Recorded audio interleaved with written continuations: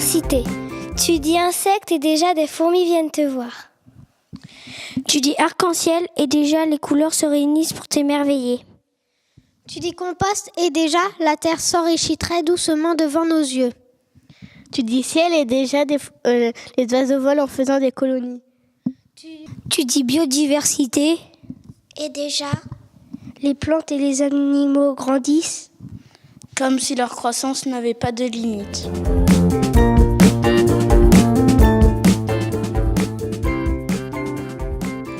Le réchauffement climatique, c'est l'augmentation de la température moyenne de la Terre d'année en année. Il faut y remédier. Les causes. Au début, il n'y avait que les causes naturelles, comme les éruptions volcaniques. Et ensuite, il y a eu la pollution artificielle. Et du coup, ça a rejeté plus de CO2 et plus de gaz dans l'air. Et c'est ce qui a créé le réchauffement climatique. Savez-vous à quelle température est chauffée la Terre? Oui, Clarisse, la Terre est chauffée à 15 degrés. Très bien, parce que sans ce gaz à effet de serre, la température sur Terre serait de moins 18 degrés comme sur la Lune. Pourquoi la ceinture protectrice grossit-elle? Oui, Anaïs, à cause des gaz à effet de serre qui s'accumulent dans l'atmosphère. Il y a trop de pollution atmosphérique produite par les usines, les transports et notre mode de vie. Il y a beaucoup de nouvelles modes, de nouvelles technologies qui poussent les consommateurs à toujours acheter. Les différentes sources d'énergie sont le soleil qui fabrique de l'électricité, les éoliennes et les hydroliennes qui sont dans l'eau. Les énergies fossiles sont le charbon, le pétrole, le gaz, les énergies nucléaires. Bonjour, nous allons vous parler des différentes sources d'énergie. Les énergies fossiles. Charbon, gaz, pétrole, nucléaire. Les énergies renouvelables. L'eau, le vent, le soleil, la biomasse, la géothermie. À quoi servent les énergies? Elles servent à faire fonctionner les objets, à s'éclairer, à se chauffer. Les transports qui polluent la Terre sont surtout le bus, la voiture, le car, l'avion, le taxi, la moto, le camion, etc. Car ils utilisent de l'essence. les transports qui polluent moins la Terre sont le tramway, le train, le trolley, le bus électrique, le métro.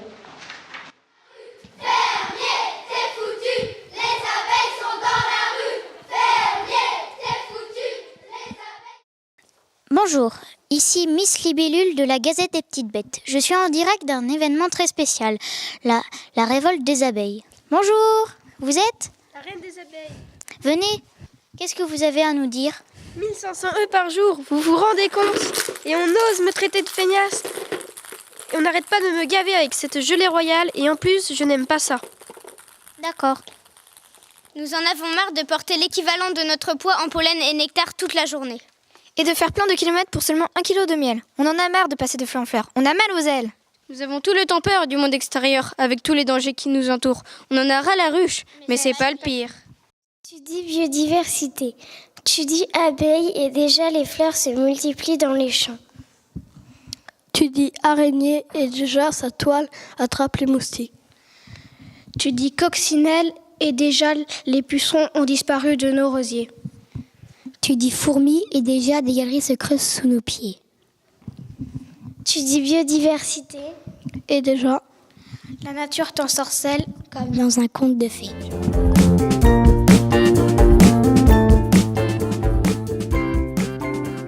La pollution de l'air a-t-elle des conséquences sur notre santé? Depuis quelques années, on constate une augmentation des maladies respiratoires. Quelles sont les maladies les plus fréquentes? L'asthme, les allergies à la poussière, aux acariens, au pollen. Y a-t-il une population plus fragile que d'autres? Oui, en cas de très forte chaleur, les bébés et les personnes âgées sont plus fragiles. Pourquoi certaines populations sont-elles amenées à se déplacer? Nous avons habité 3 réfugiés climatiques. J'habitais sur l'île, je n'ai plus de maison, plus de travail, car ma maison a disparu à cause des inondations. Cette année, le niveau de la mer atteint 52 cm. Papa, j'ai l'impression que ça augmente chaque année. Oui, si ça continue comme ça, on va finir par être inondé. Mettez vos manteaux, on va aller se promener sur le sillon pour voir les grandes marées. Oh, papa, il y a beaucoup de vent. Tu as vu les grandes vagues? Papa, j'ai les pieds tout mouillés. Les vagues sont venues jusqu'à nos pieds. C'est la première fois de ma vie que je vois ce phénomène chez nous. J'avais déjà vu ça à la télé, mais pas en réalité. Oh, regarde, papa, notre potager est inondé. Oui, ce n'est pas étonnant, la terre continue de se réchauffer petit à petit. Mais qu'est-ce que c'est que le pire? Les hommes. Allons voir le pauvre apiculteur. Bonjour. Qu'est-ce que vous avez à dire pour votre défense? Que je suis l'ami des abeilles. Je leur fournis des RLM, ruches à loyer modéré. Les cadres sont fournis. En loyer, je leur demande de la cire, du miel, de la propolis et de la gelée royale. Et s'il n'y a plus d'abeilles, il n'y a plus de fruits. Ça c'est bien vrai ça. Allez demander aux abeilles voleuses.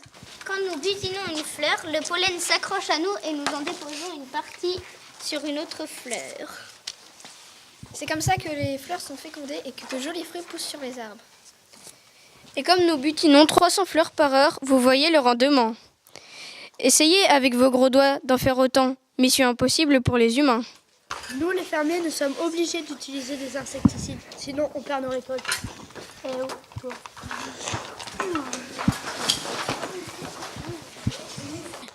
En plus, c'est pas de notre faute si les abeilles sont des insectes. Oui, mais sans nous, vous perdrez la moitié de vos récoltes. Tu dis biodiversité. Tu dis ciel et déjà le crépuscule vient t'offrir sa pluie chaude. Tu dis abeille et déjà des fleurs se multiplient dans nos jardins. Tu dis chenille et déjà des papillons virevoltent dans nos champs. Tu dis coccinelle et déjà des pucerons arrêtent de manger tes plantes.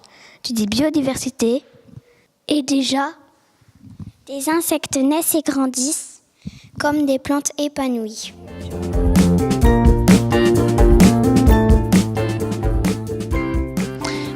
Les solutions, il faut utiliser moins les transports aériens et automobiles. Et il faut faire plus de covoiturage. Utiliser plus les composts. Mettre des panneaux solaires sur les maisons et utiliser les éoliennes. Et utiliser plus les énergies renouvelables. Quand on sort d'une pièce, éteindre la lumière et pour le chauffage, ne pas en mettre trop. Faire attention aux déchets et faire le tri sélectif. Recycler et acheter des produits moins polluants. Il faut plutôt encourager les énergies renouvelables parce que les énergies fossiles, elles s'épuisent et au bout d'un moment, quand il n'en restera plus, on pourra plus s'en servir, quoi. Donc moi, je voudrais encourager les énergies renouvelables. Comme nous habitons à Saint-Malo, le vent, l'eau, les algues, tout ce qui est près de chez nous. Il faut encourager l'eau pour qu'on fasse plus de choses avec la mer parce qu'il y en a beaucoup. Pour avoir de la chaleur, on pourrait prendre la chaleur des volcans. Mon avis sur les énergies qui sont bonnes, il y a le vent, le soleil, toutes les énergies renouvelables. Pour préserver l'eau potable, on doit éteindre l'eau du robinet quand on se brosse les dents. Pour préserver l'eau potable, on doit ne pas prendre de bain trop souvent, mais prendre une douche. Il ne faut pas jeter ses déchets dans la nature. Ah, tu m'étonnes que la planète se réchauffe avec tous ces gaz qui montent dans l'atmosphère. Nous venons vous voir pour savoir si on pourrait pas réduire les gaz toxiques qu'émettent votre usine. Déjà, on pourrait aller chercher les tomates au plus près de chez nous, puis à l'usine, on pourrait nous-mêmes écraser les tomates à la pelle de machine. Dans notre jardin, ne pas acheter des pesticides car on peut tuer des insectes. On ne peut pas tuer les insectes, on peut utiliser du charbon pour faire fuir les insectes à l'odeur. On peut également introduire des coccinelles dans le jardin pour manger les pucerons. J'ai entendu dire que mon voisin s'était lancé dans l'agriculture biologique. Si ça peut nous permettre d'avoir plus de récoltes sans tuer les abeilles, pourquoi pas? Faudrait faire ça tout de suite. Donc, si j'ai bien compris, chers téléspectateurs, il suffirait de ne pas grand-chose pour que les hommes et les abeilles s'entendent. Et quand on voit tout ce que font les abeilles, cela mérite bien un petit effort de notre part. Vive l'abeille, l'homme et le miel!